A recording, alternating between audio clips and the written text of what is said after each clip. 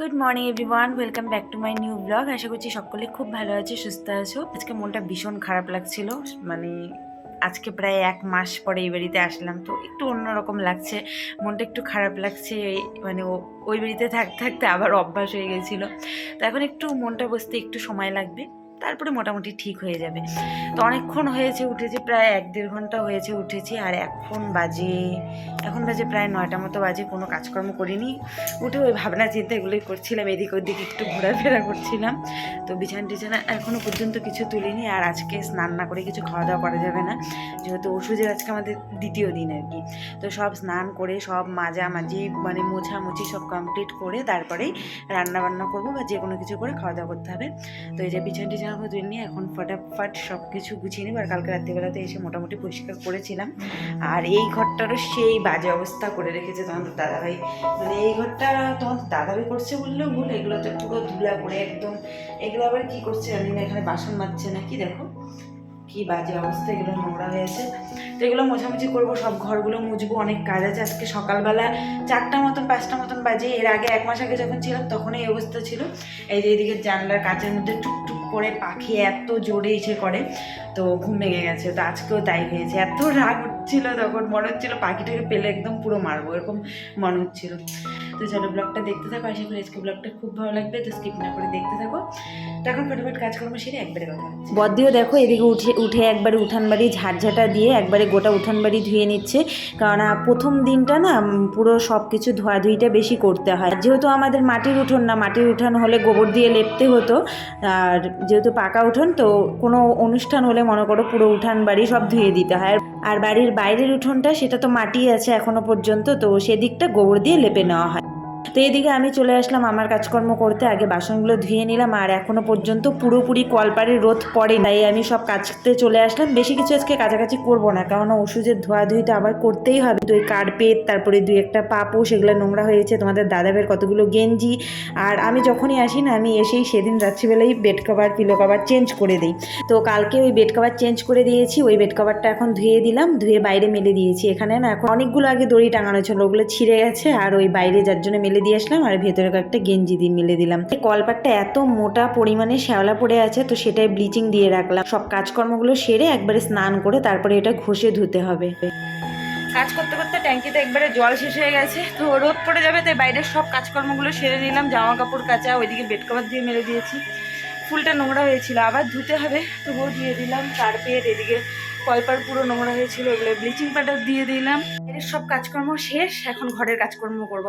বাইরে রোদ পড়ে যেত না, তো তাই সব কাজকর্ম একবারে সেরে নিলাম। এখন বিছানাপত্র গুছাবো। আর এই যে দেখো, এই ফ্লাওয়ার স্টিকটা এনেছিলাম, যে এটা অনেক বড়, এটাকে কেটে একটু ছোট করতে হবে।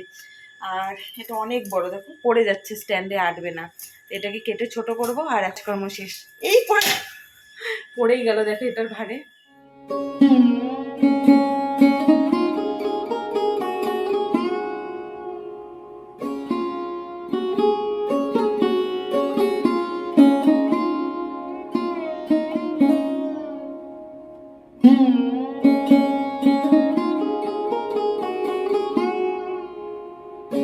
এখন আর এত মোটা ব্ল্যাঙ্কেট একদমই গায়ে দেওয়া যায় না, কিন্তু এটা ছিল বিছানায়, আর আমি তো প্রায় সেই 1 মাস ধরে বাড়িতে ছিলাম না, তো একটা ব্ল্যাঙ্কেট ধুয়ে রেখে দিয়েছি। এই ব্ল্যাঙ্কেটটা এবার ওষুধ গেলে কি ওষুধের যেদিন ধোয়া ধুই সেদিন এটাও ধুয়ে দিতে হবে। তো ঘর গোছানো কমপ্লিট, আর বাকি ঘরগুলোও ঝেড়ে নিয়েছি। আর এখন এই যে বারান্দাটা ঝাড় দিব, ঝাড় দিয়ে তারপরে ঘর বারান্দা সবকিছু মুছে নিব। আজকে কত দিন পরে ভাবো তো সেই ঘর বারান্দাগুলো মোছামুছি হবে, মানে কতবার যে ধুতে হবে, আর কি পরিমাণ যে কালো জল বেরোবে আমি সেটাই ভাবছি।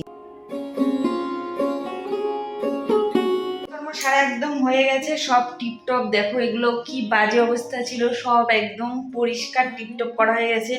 সব ঘর কলপার পরিষ্কার করতে তো আমার অনেক টাইম লেগে গেল। স্নান সেরে একবারে চলে আসছি, মানে এতটা হাঁপিয়ে গিয়েছিলাম, আর এত কাজের চাপ ছিল না, আর যার জন্য ভিডিও করা হয়নি। তো সব কাজকর্ম ফাইনালি আমার কমপ্লিট হয়ে গেছে শান্তি মতো একদম।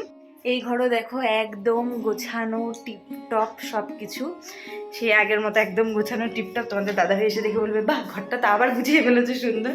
সব ঘর একদম গোছানো কমপ্লিট হয়ে গেছে। বাবা শান্তি পেলাম। মানে আমার কবে থেকে চিন্তা ছিল যে 1 মাস পরে যাবো, আমার তো একদম পুরো 12 বেজে 13 হবে। আর মানে খুবই বাজে অবস্থা হয়েছিল, হওয়াটাই স্বাভাবিক। তারপরে মাঝখানে ঝড় হয়েছিল, তো এইদিকেও তো প্রায় দিনই হাওয়া ঠাওয়া চলছেই, তো ধুলো বালি ঘরে ঢুকে মানে যাতা অবস্থার। কলপাটটা পরিষ্কার করতে আমার প্রচুর খাটনি হয়েছে। ব্লিচিং পাউডার দিয়েছি না, আমার এখন মানে মুখের মধ্যে একটু অ্যালার্জি মতন হয়ে গেছে ব্লিচিং পাউডারের জন্য। তো এসে সবজি টবজিও কেটে নিয়েছি, এখানে বাঁধাকপি কেটে নিলাম। আমাদের তো 11 দিন নিরামিষ খেতে হবে, আজকে মাত্র 2 দিন তাই। তো এসে ভাত রান্নাও আমার হয়ে গেছে, ভাতটা নামিয়ে নিয়েছি, বাঁধাকপি কেটে নিয়েছি, আর ওখানে আলু ফুলকপি কেটে নিয়েছি। সবজি এখনও বের করে গুছানোও হয়নি। তো আর বড়দিকে বললাম যে ডাল রান্না করবে নাকি, একটু ডাল দিয়ে দিও। তো যাই হোক, রান্নার এদিকটাও ঝামেলা মিটে গেল। মানে যেদিন আসবো না সেদিন এটা বিশাল চাপ থাকে, মানে বিরাট একটা চাপ থাকে যে কিভাবে আমি যে গোছাবো, কিভাবে কমপ্লিট করবো, আমার প্রচণ্ড চিন্তা থাকে। তো এখন অনেক বেজে গেছে, এখন বাজে 1:30, 1:45 বাজে। তো আমাকে এখন ফটাফট রান্না সারতে হবে, বাঁধাকপি আর ভাজাটা করবো, ডালটা তো বদ্দের থেকে নিয়ে নেবো, তো সিম্পলের মধ্যেই হয়ে যাবে। তো এখন ফটাফট রান্না বসিয়ে তারপরে একবারে কথা হচ্ছে পরে।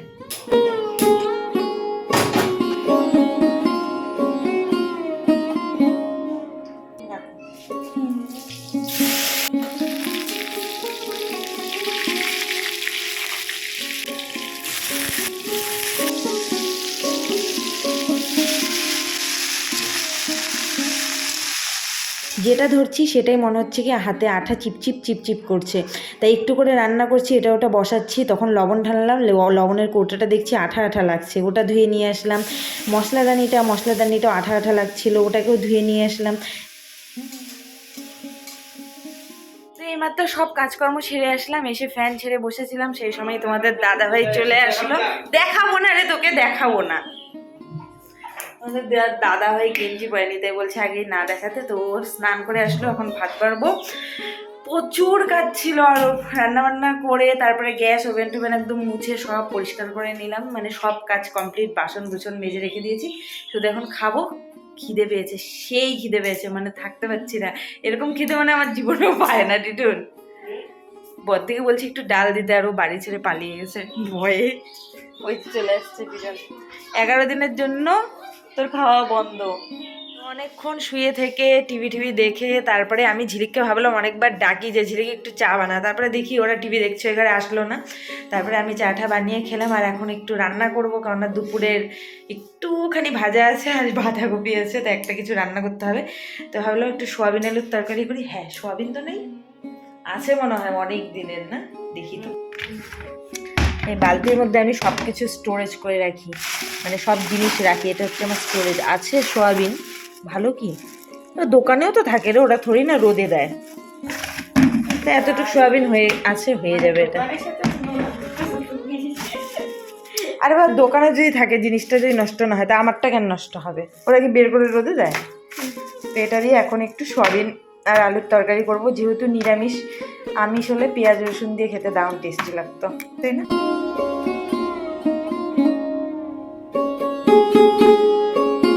দাদাভাই এইমাত্র বাজার থেকে আসলো, আর আমি বললাম আমার খুব গলা ব্যথা করছে, তাও বললাম আইসক্রিম। তুমি আমাকে একবার না ফোন করে কোন আইসক্রিম আনলা? আমি এটা খাবো না। আমার খাওয়ার ইচ্ছা ছিল, আমার কুলফিটা খাওয়ার ইচ্ছা ছিল, মালাই কুলফি। ছবি দেখতে দেখতে খোলা কেন? গলাটা ব্যথা করছে, তাও ইচ্ছে হলো আমি আইসক্রিম খাবো, তাই ভাবলাম গলা খেয়ে ঠেয়ে যা হয়, বলতে নিয়েছিলাম মানে আইসক্রিম খেয়ে ঠেয়ে তারপরে যা হয় হবে, তাই না? আগে খাইয়ে নিই, তারপরে যা হবে হবে, দেখা যায়। কেন এটা কুটু দেখে দিয়ে আসো যে খোলা কেন?